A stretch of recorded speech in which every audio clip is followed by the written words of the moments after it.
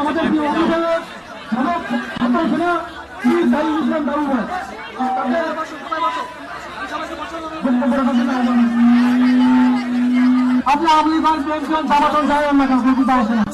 যদি কোন ব্যক্তি ছাত্র আন্দোলনকে সমর্থন করে সেখানে আপনি বক্তব্য দিতে চান আপনি বক্তব্য দিতে পারবেন, তবে সেটা শান্তিপূর্ণ বক্তব্য হবে। আমরা মানুষ হয়ে এসেছি, আমরা কোনো দল নিয়ে আসি নাই। কেউ যদি বক্তব্য দিতে আসতে পারে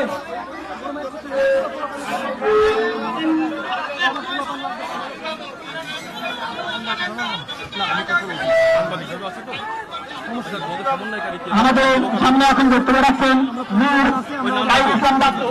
ছাত্র সমাজ, তিনি আমাদের অভিভাবক হিসেবে আমাদের সামনে সংক্ষিপ্ত করে বক্তব্য রাখবেন।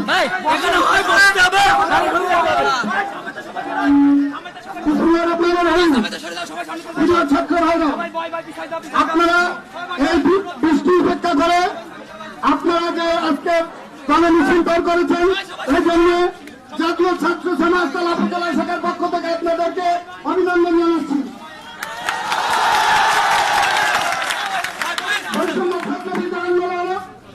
যখন চলছিল শান্তিপূর্ণ আন্দোলনে শেখ হাসিনা এবং উবাইদুল কাদেরের নির্দেশে